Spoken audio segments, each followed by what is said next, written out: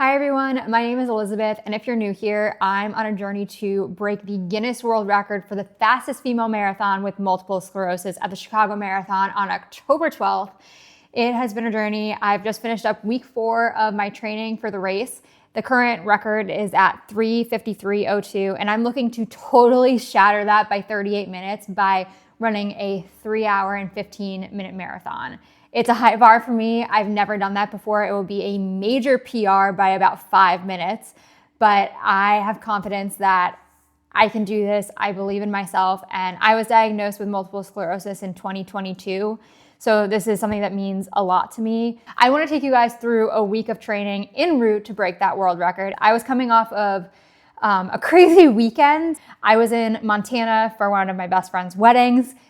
This was a big trip traveling over from the East Coast, and it took a lot out of me. I got 3 hours of sleep the night of the wedding because I had to get up for my 6 a.m. flight, leave the hotel around 4. And that honestly played a really big role in my training this past week because I was just tired. I was fatigued, and I just honestly needed more sleep. Monday, I always typically start out with an easy run during the week. So I set out on 5 miles at a conversational pace, just really trying to shake out the legs. Heading into Tuesday of this week, I was supposed to do speed work, but as I mentioned, was really tired from the travel over the weekend and I needed some extra sleep. I had to get some work done and my body was just not feeling it on Tuesday. By the time I had time to do it, it was lunch and it was so hot outside. And the humidity was really, really brutal too. So I just wanted to be able to give my body that break. One of the challenges I dealt with this week as well is my little sister, challenging but exciting. She was visiting town in Rhode Island with my family. I spent a lot of time in Rhode Island visiting my sister and just trying to get some quality time in with her while she was in town, and she wanted to go to the beach. She took the day off. So I adjusted my training. So rather than try to squeeze in a longer workout with speed work in the middle of the day, I decided to pivot to an easy run. I just did 5 miles. I added in some strides just to get my legs moving because they were still feeling heavy from my travel over the weekend. I actually ran to the beach. It's about 4 miles to get to the beach from where my parents are. And so I ran 5, but I doubled back a bit in some shade, picked up the legs for a little bit, and I was so hot, you guys, when I got there, and I knew that I had to go in the water right away. Like there was no time to get changed into my bathing suit there. I had to just go straight up into the water. So when I got to the beach, I saw my family's setup. They weren't even there, they were by the water, and I beelined it. I threw my headphones in, my watch in, took my shoes off, and I just made it towards the water. And they were down there and I just said hello to them and I just went straight on in. And I have to tell you that the ocean felt so good. I don't know if there's a better combo than going for a run in the heat and then just jumping in the ocean. It's like you're having a cold plunge, but it's salty. You just feel so good. And it just made me so happy to be able to do that. And so that was how I combined having my sister around and trying to get my training in for the day. Wednesday meant I was doing the speed work that I put off on Tuesday. And while I still didn't really have the energy or want to get this done, I knew this was an important part of my training. Speed work is really where I tend to see growth and dividends when it comes to race day. But because I was tired, because I had work obligations I had to get done, I didn't get to run until lunchtime, and I paid the price for that. It was so hot out. It was humid. I was struggling on some of the laps. I think I actually lost count. I was doing 800-meter repeats, and I was aiming for, I'll be honest, 4 to 6. And I ended up doing 6, but I kind of lost count when I was running. But I finished out with 6. Was very excited about that. I was aiming for a pace that was between 3:10 and 3:15. I really wanted to hit closer to 3:10, and I did on some of the reps. However, it wasn't perfect. I did hit some reps that were closer to 3:15. I think my fastest one was 3:07, and my slowest one was 3:13. So it was a good mix. Once race day comes around and we're getting into colder temperatures in the fall, it's going to be something that I really notice that it's going to take less effort to run at those faster paces. So I'm putting in the work now. It's probably not helping myself that I'm running in the middle of the day when it's really hot out, but I do think it'll make a difference later on. On Wednesday too, I did a strength session after I finished the speed work. Usually Wednesdays are my strength day that I incorporate throughout my training. So I tried to do a shorter strength session after. I was in my parents' basement. There's weights, but it's not a full-blown gym. I think the heaviest weight was like 20 pounds, but I still tried to get some leg work in. I did some upper body as well. I saw something where if you start doing squat jumps at the end of your runs, you build a better fitness base. So I tried doing some of those. I think I actually did 100 of them, and I know I did because I counted, but just wanted to add that on top of the speed work, I did do some strength on that day. Usually I have a designated day, and I'll probably follow up with another session later in the week that's just on top of a run that's very small. For Thursday, I did a 4-mile easy run that felt anything but easy.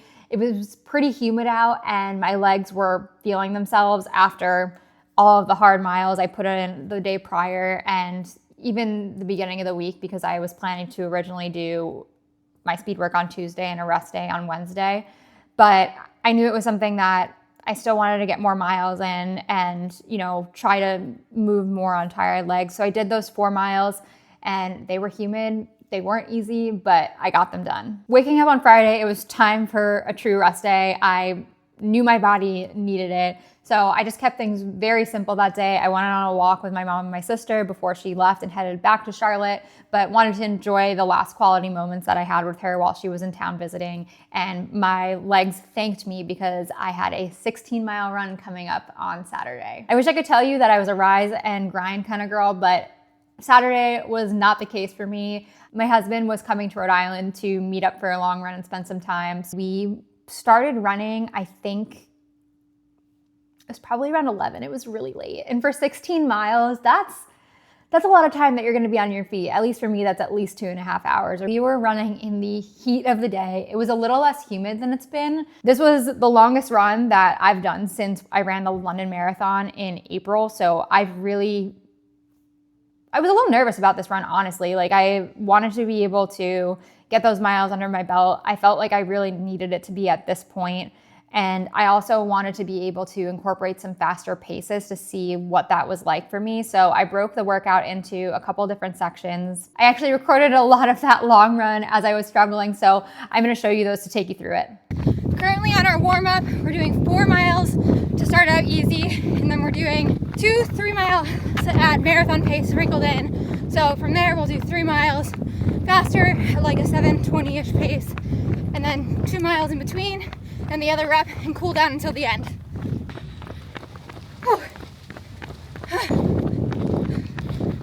7:22 for that first one.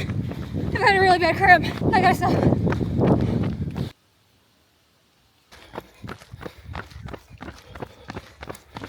Time to pick it up to marathon pace round 2.